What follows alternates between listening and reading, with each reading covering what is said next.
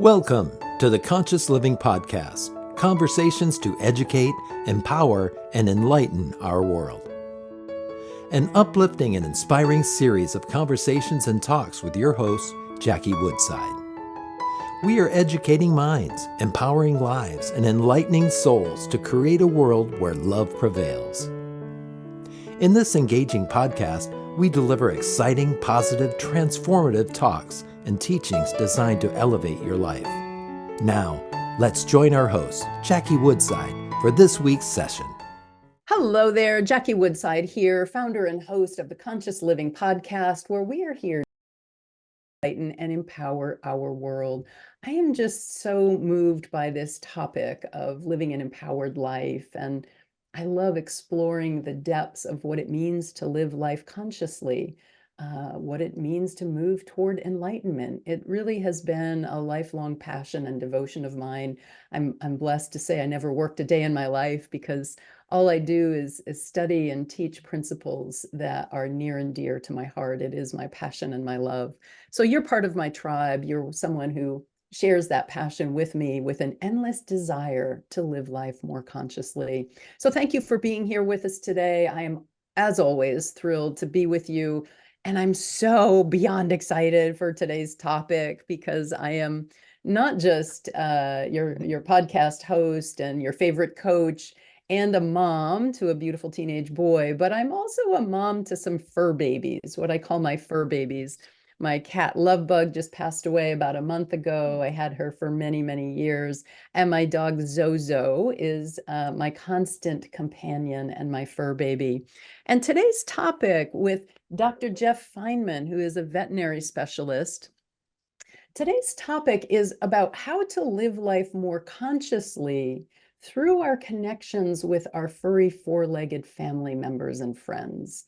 How our connection with animals helps us to grow as human beings and consciously. So, Jeff, thank you so much for being with us. Dr. Feinman is a veterinarian who helps develop sustainable, caring communities that connect animal guides through science and spirituality, developing a roadmap that he calls practical, positive veterinary spirituality.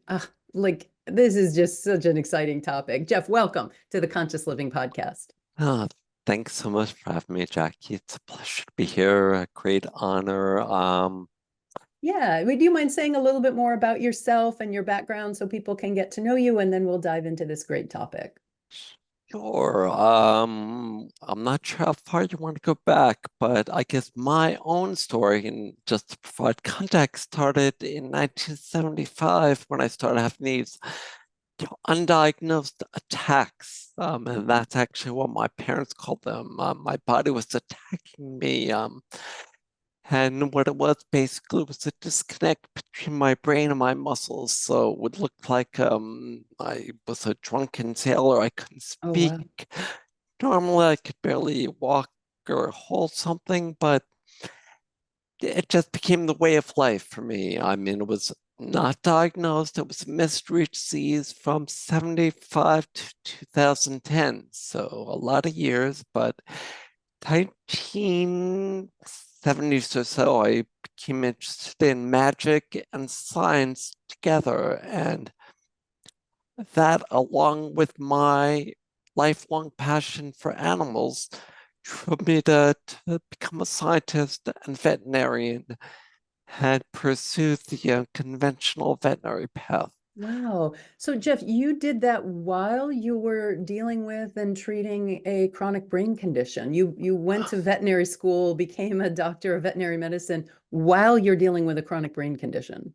Well, I was making believe I didn't have it, and that actually informs a lot of my story. Is my chronic mental and emotional issues were secondary to the way I was dealing with my own symptoms, and yeah, they were scary and not diagnosed. And I'll tell you, even though they're not treatable, except by what we're going to talk about, I felt a lot better having a name Yeah. put on them in 2010. Okay. So 2010, you finally got a diagnosis of Yeah, what your brain condition is. And you said yeah. it's a chronic did you say genetic condition? Yeah, it's a genetic condition. It's a constellation of various things that can result either in rapid death. It's like a Parkinson's Parkinson's. in the younger, it's in the classification of movement disorders, so it affects speech, affects my mobility, blah blah blah. Yeah, Wow. but Well, bottom line is I ignore it. Make yeah, believe there you it's go. Well, I done. have to say, a lot of people go through life, just kind of pissing and moaning that life isn't making them happy. And here you are dealing with a chronic brain condition and being out in the world, creating this extraordinary approach to helping humans and animals get along. So, talk to us a little bit, Jeff. I really want to dive into I'm sorry, practical and positive veterinary spirituality. What are the premises of that, and how does it help people connect with their animal loved ones in a better way? That's a great and very big It's question. a big question. It There's is a big probably several question. questions inside of that There, question. there Yeah. is, and actually we could break it down into what do you mean by practical and what do you mean by Yeah. positive? And yeah, Yeah. Yeah. well, I guess Let's. I have to go back into my background a little bit first, which was as a scientist and research scientist studying individuality at a cellular level. Okay. And then that branched out to study veterinary medicine and diseases in animals. And the knowledge that every disease, including my own, Yeah. is a mitochondrial disease, an energy disease, mitochondrial energy. So, positive first fact that all of the actions which are based in positive psychology and the building up of resilience, that all of them also build up mitochondrial metabolism and energy levels. They help the body when you say yes to life, when you work along with life, going with the flow, and the body of animals work much better when you do it that way instead of working against their body, which is kind of what we're taught in vet school, is to do everything that we can to oppose their bodies trying to say to us. So the reason the bonding comes in is because base of the positivity is listening. Listening to symptoms, listening to behavior, listening to what is species normal, and respecting what you see in the animals. And it fosters a different kind of relationship between the pet parent and the animal. So say more, listening to the behavior, listening to the symptoms of the animal. Um, yeah, say more about that, and then I'll go into, what I experience with my Zozo, and maybe we can use some practical examples of my own experience. That would be awesome. Yeah. I guess it all goes back to the mitochondria and the fact that I was a depressed and anxious individual throughout my life because the way I was listening to my body, which was just basically ignoring it, just whatever Mm. symptoms there are.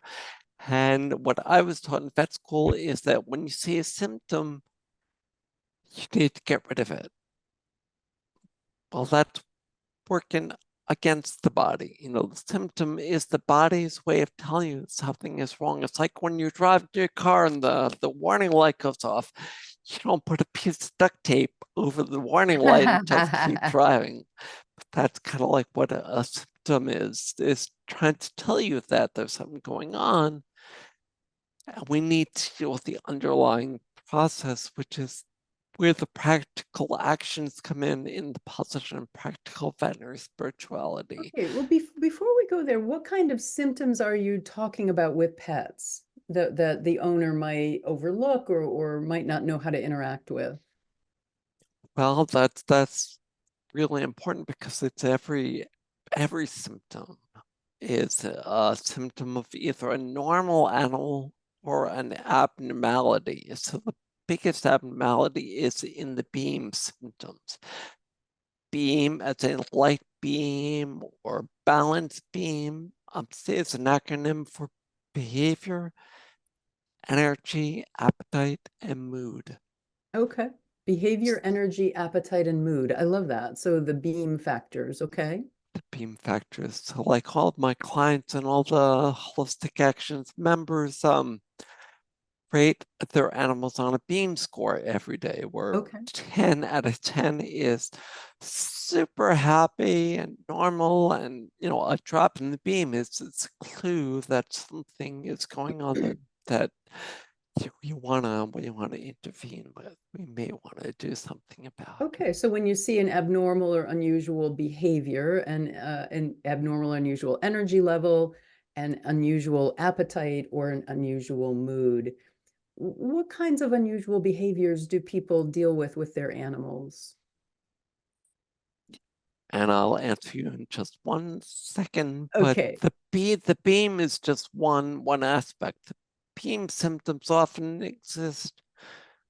Abnormalities in beam can exist in and of themselves. Already, or an itch, or diarrhea, or vomiting is much more common, but we can use beam to put the other symptoms in context. So, for example, my dog had diarrhea, and the beam was normal. We know that the diarrhea is probably a superficial symptom that may or may not be transient, that may or may not relate to something in the diet, but it's something that you can probably modify on your own easily, with some of the actions like that we'll perhaps discuss. But behavior-wise, the most common behavior things are things like, Louise, the client I had just before you, was talking about ennui. Her dog had ennui. Ennui, yes, right. The blues. Yeah, so just not wanting to, interact normally, going off to be by herself, lying around more, or conversely more reactive, or more anxious, or more barky. Those are all behavior changes that are observable in dogs. And that's something I should say, is that symptoms are both external and observable, like beam, but they're also internal. Symptoms can be abnormal blood work, changes in x-rays, or any diagnostic tests, things you can't see outwardly, but the beam is a clue that there might be something else going on. Sure, sure. All right, well, let's talk about some of the behaviors that you might deal with animals, and maybe you can coach me through some of it, and this will help our listeners as well.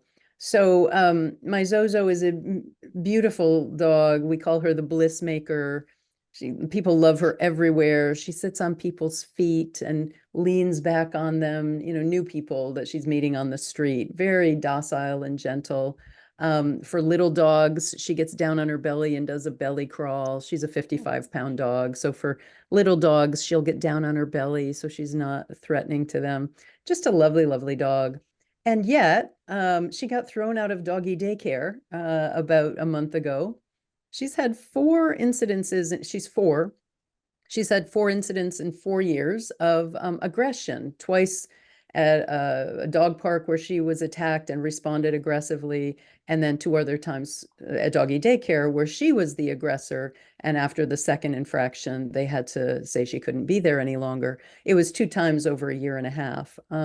So again, she'll go months and months and months with absolutely no issue. And then seemingly out of the blue, she'll have this random aggressive experience. So twice in 4 years, she has been the aggressor. How do you make sense of that? It's so random. Well, I wonder if she's just being a dog. Do you know what, do you know what the situation was? I mean, if dogs are, it's called, resource guarding. Let's say she had a bone or a toy, and another dog put it in, and she warned the dog, and the dog ignored the warning, then Yeah. yeah, she's gonna get aggressive, or she might Okay. get aggressive. Yeah. Yeah, so I mean that's kind of what we thought too. The one that got her finally thrown out of doggy daycare was it was her doggy best friend that was playing with another dog, and the other dog was biting at the neck, and Zozo went at the dog who was biting her friend, and they felt that perhaps she was being protective Yeah, and maybe exactly. jealous, of territorial, of wanting her And worried that our friend worried. was going to be hurt. And yeah, I mean, it sounds like Zozo's a good friend to have. She's a good friend to have for sure. She is a delightful dog. So the other thing that we deal with her, this almost perfect dog of mine is she's a pit bull husky, 50% of each. And she's great. She comes in the house. If we call her, she'll come. I'm sure you know, huskies are notoriously hard to train, notoriously willful. Um, so if we're outdoors, and I call her, forget it. She's gone. She has a enormous prey instinct where she wants to hunt. She has hunted and killed various small animals. So, yeah, any thoughts about, again, maybe you're gonna say, that she's just being a dog. That's kind of what dogs do. But any sense of like, I guess one of the things that interests me, Jeff, is you talked about how you can be tuned in with your dog, how you can have such a relationship with your dog that can actually help mitigate the behaviors. And I'm curious about that. Am I not tuned in enough? And even what does that mean to be tuned in with your animal? Yeah, it's a great question, and it really does vary a lot. Being tuned in can be anything from just observing what are their symptoms telling you, um, all the way to doing what's called intuitive interspecies communication, which I just learned there's a PhD in IIC. Wow, intuitive IIC is, interspecies communication, and you can get a PhD in that. Wow, okay. yep, I just got notice today from Ubiquity University that they're offering a PhD in IIC. And last May, I did a conference at the University of Saskatchewan on IIC.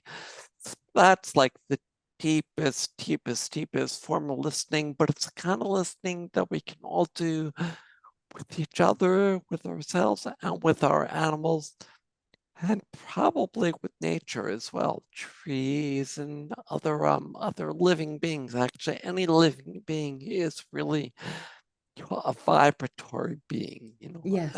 and you can tune into those vibrations. Yeah, so say more, that very much interests me. Say more about the vibratory communication between pets and owners or between nature and ourselves as human beings. I guess I would have to answer that I see everything as being a manifestation of that vibration. And, as we look at someone like David Hawkins' work, the vibration of love is, can be higher than a lot of other emotions, and animals are born into that vibration, that 500 vibration of love. And all we have to do is really get our own egos out of the way and our own brains out of the way and listen deeper. And many of us that live with animals, and I am a veterinarian, but I do not have any clients that are pet parents that don't know their animals better than I do. I mean, you know Zozo better than your veterinarian, better than anyone else in the world. And that's because of your proximity, because you know her likes, her dislikes, and you listen.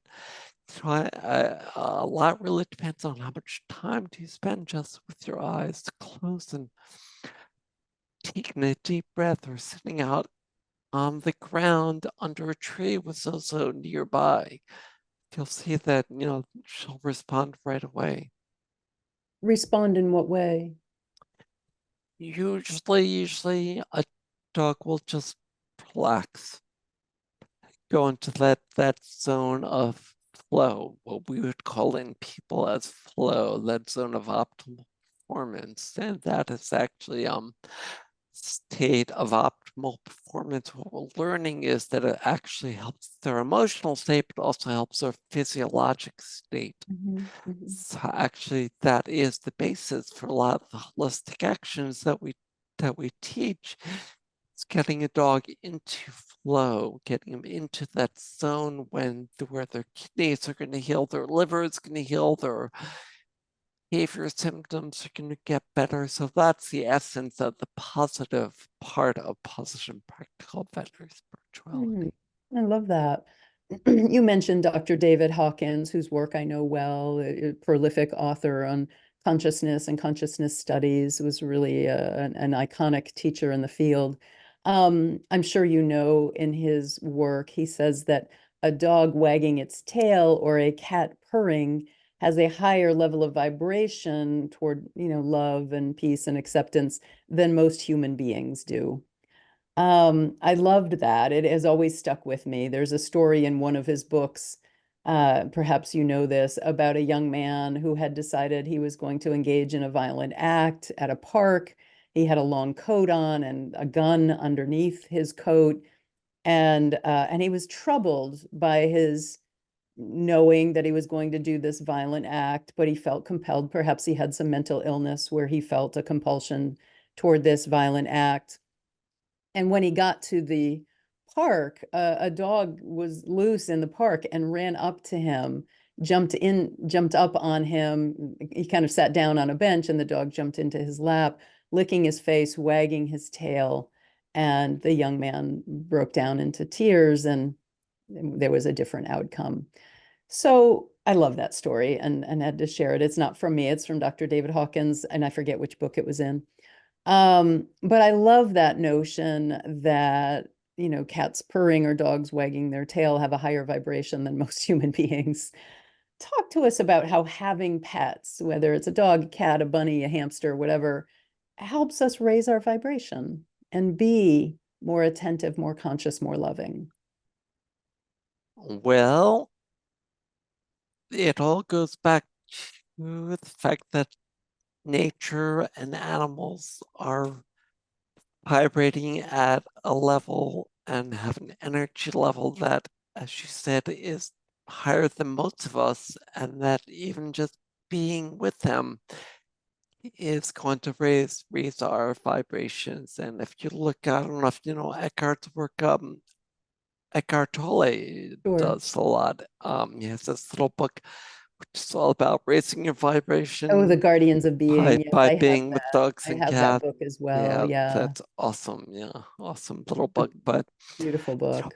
yeah, basically just having a cat purring on your chest is going to stimulate your vagus nerve and drive you from sympathetic into parasympathetic, the rest and relax and restore reflex. Yeah. Playing with the dog, playing with the cat, doing whatever makes them the happiest is the basis for a lot of the actions that we prescribe for any kind of physical symptom. I mean, I Yeah. just recently had an example of a dog that was having big time GI stuff. They were, vomiting and diarrhea, and really the beam had dropped, and all they had to do was go out for what I call a therapeutic sniff walk. So a sniff walk is just when you go out with your dog and just let them explore the world, and that's what they are designed to be. Aaron Beck, before he passed away, called it sweet spot. Mm. That sweet spot where the body is optimized to work its best. And when that dog with the GI symptoms was done with the sniffle, came back inside, went to sleep, and no more symptoms. Oh, wow. Oh, just by letting it, yeah, by letting the dog have its sniff. I do say when I take Zozo out, I say I'm taking her for a sniff. She can take me for a walk, but I'll take her for a sniff. And I follow her. It was funny. I do when we go, I take her for a walk every day at noon. It's on my schedule every day in my pink well-being color on my schedule. Um, and I follow her. I let her take herself for a sniff and me for a walk, and we wander around the neighborhood and sometimes go to a beach nearby. It's quite lovely. We go for about an hour and 10 minutes. Well, but yesterday I had to walk with her to my mechanic shop. My son had dropped off a car to get it repaired, and I had to be the one to pick it up. And it's only just over a mile from my house. So I thought, oh, perfect. Midday, I'll walk the dog, walk Zozo over, we'll pick up the car, and that'll be her walk for the day. Except that I forgot one thing. I normally let Zozo lead the walks. So we got to the first, T of I needed to go right because that's where the mechanic was. And she, of course, had in her mind that we were going left. Let's just say that the first 15 to 20 minutes of my walk was one of the most difficult walks that we've had in a while because Zozo is very opinionated and very willful. So she would literally just sit down and then lay down and look at me as if, no, no, we're going left, not right. And then I would coax her and say, no, we have to go get the car. Come on. And she would maybe humor me for a block or so. And then she would sit down. And how long did that mile walk take? Yes, that mile walk took a lot longer than I was anticipating. She did kind of, I guess, cave to the fact that I had an agenda, but it took a good 20-25 minutes for her to be like, all right, you get the walk today rather than me.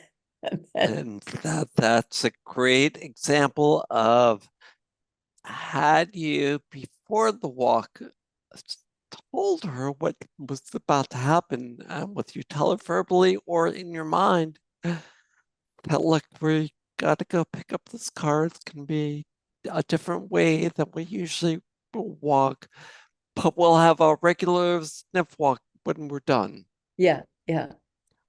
I think Really? So I could have said that either telepathically or verbally to her, and it would have eased her angst of, no, we're going left. No, I ab- don't want to go this way. It would have. absolutely. Now, explain that to me, Jeff. How does, a dog doesn't understand language? I could have said it in, my spouse actually is deaf and we use sign language at home. So sometimes we speak to Zozo in signs. She knows quite a few signs, and she knows a lot of words, but she doesn't understand paragraphs and sentences the way you and I do. So how would me saying that to her telepathically or verbally communicate to her? It's usually the pictorial. It's usually, the images in your mind that are really doing the transmission rather than the words. It's the intention. It's our intention, whether it's our intention to feel. I mean, how many times have you just been in a bad mood and, so came over and tried to cheer you up like the guy in the park? Yeah, They yeah, just very much so. they're just much more sensitive and much more intuitive than Yeah, than we are, unless we're able to get out of our heads, because our heads are what are keeping us, yeah. restricting us in a lot of ways. The ego-driven thoughts and the need to control, and yeah, yeah. And pets help with that, don't they? And that's exactly what they help the most with, because they don't have that. For the most Yeah, part, Eckhart talks about dogs that live for years and years with, really unconscious people, and they do pick up that energetic vibration. And, the last dog that we rescued lived for years and years in a really emotionally abusive home and really developed a lot of anxieties and a lot of problems secondary to that. It works both ways. They pick up on the good, they pick up on the bad, and they're very intuitive, very sensitive too. wow. So how can we be more conscious with our pets, Jeff? I guess to me it starts with going back to letting a dog be a dog and a cat be a cat or any other animal be a species appropriate. So what's normal for that animal? But for example, I rescued a cat a couple of years ago that's called a Bengal cat, Yeah, which I is a had that. cat My that, love bug was a Bengal tiger cat. oh, really? Well, Yeah. but there also is a breed that's like a wild Asian leopard cat, and that's where the official breed of Bengals came from. And they gave up this cat, and it turned out because the cat was being a Bengal, a real Bengal, and some of them will pee and poop all over the place. Oh, wow. And she still does. She's the happiest, sweetest, smartest, softest cat I've ever had the honor to live with. But every couch and every bed in our house is covered with waterproofs. Oh, wow. So, my relationship, she's super happy. I mean, she's my play teacher. She has taught me to play better than ever. I mean, play is fundamental to all Yeah. of us and to Yeah. them for sure. Sure. But she does this, this behavior that we would interpret as being abnormal. Oh, no, no, we need to drug her up. We need to put her on Prozac. This is the standard veterinary. This is what she was on when we rescued her. Or antibiotics or anti-inflammatories. In addition to the mind-altering drugs, but by letting her be her own kitty cat, it's not, well, I don't like the way it looks. I don't like the fact that I walked into her room. She has her own room, by the way. I walked into her room this morning and there was a big pee spot outside the litter box. No, I don't like that, but that's just who she is. Wow. But not everybody can live that way. I mean, not everyone has an extra room for the cat. Lovebug at the end of her life was she would go to the litter box, but then not use it. So I put puppy pads all the way around the box, and that worked fine. I would change the pads a couple times a day. And I knew it was, of course, she was quite senior at that point, and we didn't have long. I lived like that for probably 6 or 8 months of using puppy pads near the litter box. But not everybody can live like that, Jeff. So, I don't know that I would want to have a cat that was peeing on my bed. I don't know that I'd want to have my bed, covered up all the time and every morning and every night have to cover my bed. So, or having my cat pee on me at night for that matter. So what do you say to that when, you really do have an animal you just can't live with that? That's a great question because that's really the rule. Not, I'm the exception. I'm maybe a little bit, off the rails in a lot of ways. But when you've got symptoms that are either distressing to the animal or something like that that you can't live with, there are interventions that work with their body, that respect their bodies, that will eliminate symptoms. And a lot of symptoms are a result of what I call energetic entanglements. So before we were talking about smooth, go with the flow, and a lot of these abnormal symptoms are because that flow is being blocked for one reason or another, and there are ways to work with that energetic flow, whether it's with homeopathy, traditional Chinese medicine, or Ayurveda, or just the actions of the happiness protocol, or sniff walking, or snuffle mats, or Zozo loves her food. You could probably work through a lot of symptoms just by giving her extra happy meals. Yeah, she is not food motivated at all. But I hear your point. Yeah, Oh, then it wouldn't work. yeah, she's not at Yeah. all. You talked about energetic entanglements. What do you mean by that? Well, they can be anything.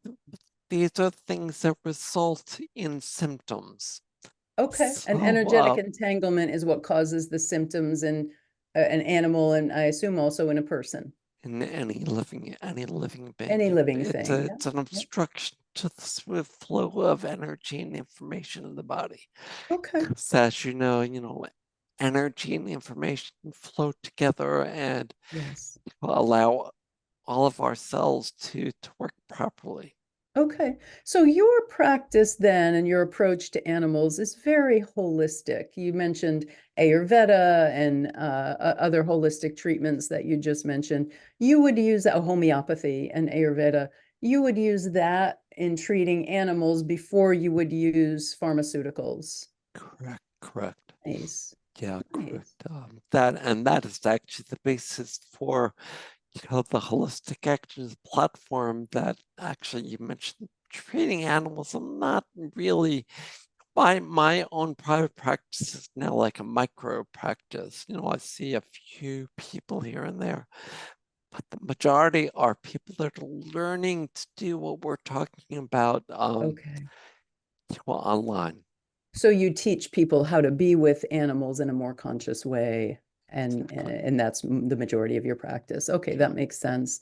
So Jeff, if people want to hear more about learning from you and how to be with animals themselves, how can they learn about you? Where can they find you? They can just go to holisticactionswithanS.com, and there actually is a free course there based in what we call vitality and balance, which is really the essence of, building up energy and balancing it out. And it's based on theme and quality of life and using physical symptoms as biomarkers, as markers that something else is going on in the body.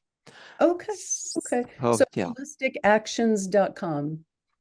Holistic Yeah. with an H, HOLISTIC, holisticactions.com, and they can take a free course and learn more about how to be a more positive, practical, spiritual approach with their animals. And one last thing I want to mention, and they'll see it when they go there, where you can put the link actually if you want in the show notes, and that Sure. is they can sign up for last year. We had a summit that was all about speakers from all over the world talking about this approach, but from different directions, because it's really the essence of it is, the perennial philosophy or universal curriculum, Mhm. all the same principles apply in whatever way you're looking at it. So we had a neuroscientist and a lot of animal communicators and MDs and others, poets and artists, and there was one person that was focused on flow speaking.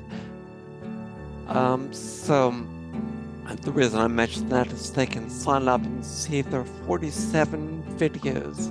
Wow, They that's a can lot. they can watch the 47. I think they have 2 weeks to watch the Beautiful. 47. Well, that is a great gift, Jeff. Thank you so much. We will put that in the show notes for sure.